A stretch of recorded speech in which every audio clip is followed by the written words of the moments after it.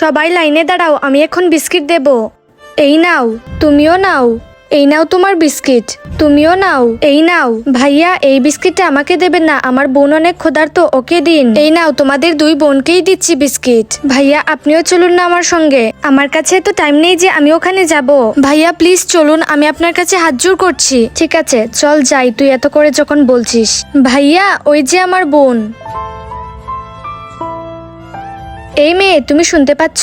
দেখো আমি তোমার জন্য খাবার এনেছি, এই নাও বিস্কিট। ভাগ্যিস তোমার বোন আমাকে এখানে নিয়ে এসেছিল, তা না হলে তুমি না খেতে পেয়ে মরে যেতে।